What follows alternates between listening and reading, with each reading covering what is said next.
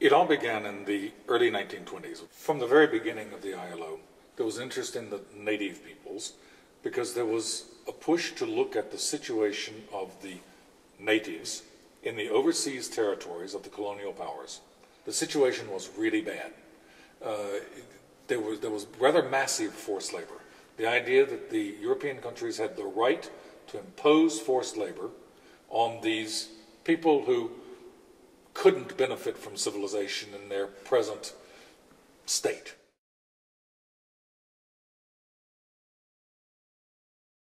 The ILO adopted a set of conventions in the 1920s and 30s that were known as the Native Labor Code, that for the first time ever in history put limits on the way in which the natives could be exploited. Well, the first one was Convention 29 on forced labor. There was a later series of conventions on such things as hours of work for native workers, contracts of employment, and other restrictions that began to be put on the conditions under which the natives could be made to work. Gradually, during the 1930s, the ILO began to move away from the idea that it was legitimate to have subjugated populations. Finally, in 1939, just before the war, there was the first American Regional Conference of the ILO. And the Latin Americans put on the agenda the situation of indigenous populations in our own countries. So they wanted to see, how can we integrate? How can we advance? How can we have internal development that covers the whole of our population?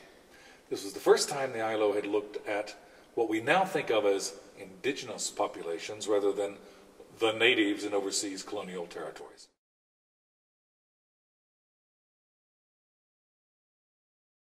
In the early 1950s, the ILO started doing research work that resulted in a 1953 book, Indigenous Peoples, that was a masterpiece of its kind. It looked at the situation of indigenous peoples, indigenous populations, they use the terms interchangeably, in the Americas, but also in Asia, in Africa, and around the world.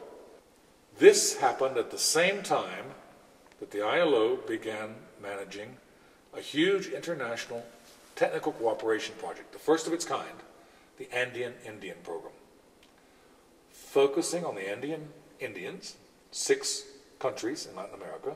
During this period, there was a committee on indigenous labor that was set up essentially to oversee the Andean Indian Program.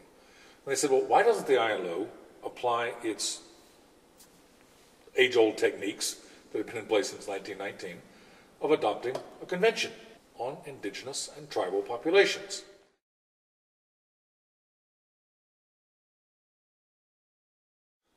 Convention number 107 was adopted in 1957. It reflected the philosophy of the time, which retained some of this idea of underdeveloped peoples.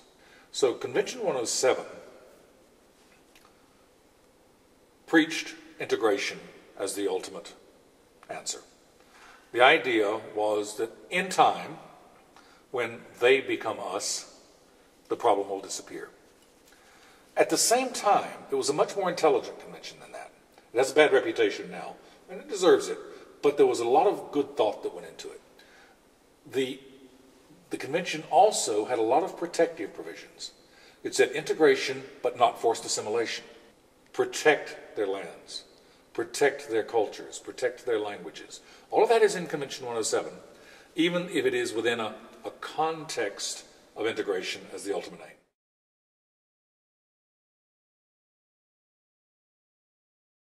Convention 107 is still useful. For instance, Convention 107 was ratified by India and is still applicable to India and to Pakistan and to Bangladesh. Remember that India alone has 80 million tribal peoples, 3 times more than in North and South America combined. That the situation of the tribal people in Bangladesh is desperate, as it is in Pakistan. That African countries, which are unlikely to ratify Convention 169 soon, have ratified Convention 107.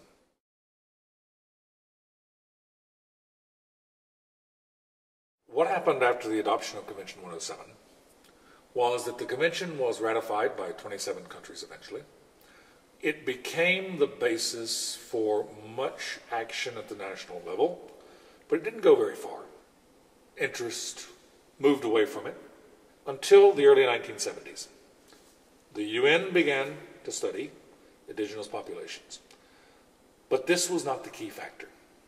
Indigenous peoples themselves began to mobilize.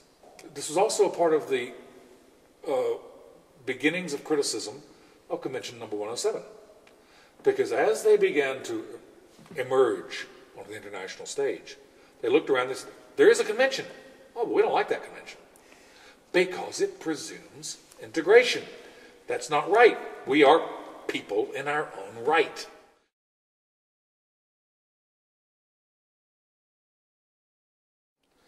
But in the meantime, the ILO had begun to be uncomfortable with Convention 107. So in 1985, a meeting of experts was convened to examine the subject. There were members, government members, there were worker members, there were employers members. It was an ILO meeting. But for the first time, the ILO invited the indigenous organizations and the other NGOs who were interested in the subject to attend such a meeting. This was the first exposure of the indigenous peoples to the ILO as an institution.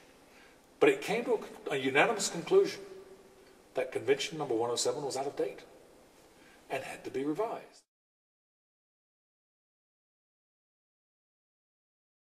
The convention was adopted in June 1989 at the conference. There was only one vote against it, an employer delegate from Holland who thought that the ILO simply should not be doing this. Some governments who felt that it had gone too far, but they did not vote against it. But some of the indigenous participants were furious. Why? Because they had advocated that the convention go as far as the declaration eventually went 20 years later. They wanted the right to self-determination to be recognized.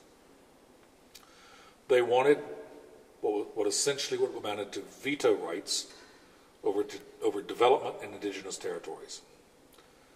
They wanted to be able to determine the course of development as it affected them, rather than participate in the course of development. They also felt it unjust that they had not been able to take a complete part in the discussion as equals. It took time for this anger to die down, so that some of the indigenous people at the time who thought that it was not as much of a step forward as it should have been, then went back, and a combination of two things happened. One, they reread the convention in the cold light of day. Didn't look bad, actually. A lot of good stuff in there. Second, they saw that the UN was not going to go anywhere for a long time to come on this, and this is what they had to work with. Combination of these things has meant that the convention has become a rallying point among indigenous peoples around the world, even where it hasn't been ratified.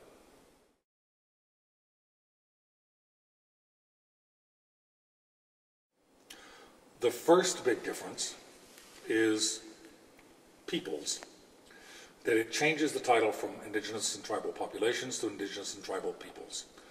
This is an indication of the kind of respect that was intended by the conference in adopting this convention, that reflects the attitude of the convention. Articles 6 and 7 of the convention talk about consultation of indigenous and tribal peoples and their representatives before any decisions are made affecting them and their development. Article 7 talks about their participation in that development process. Now that is the main focus of Convention 169 in practice. And those are the big differences. It's not something that's done to them, something that's done with them.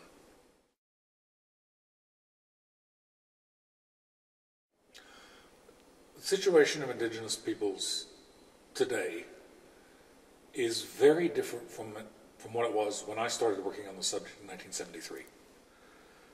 Because of the action of the indigenous representatives themselves, It has become part of every human rights discussion and every development agenda. It has become a part of our vocabulary. The only parallel I can think of is gender. During almost the same period, nobody was talking about gender rights or women's rights. Now, both gender and indigenous rights have become part of the international vocabulary. Now, again, I'll draw a parallel between the two. The situation of women is better, but not right. The situation of indigenous peoples is better, but not right. So the situation is one of standing on the brink of further development.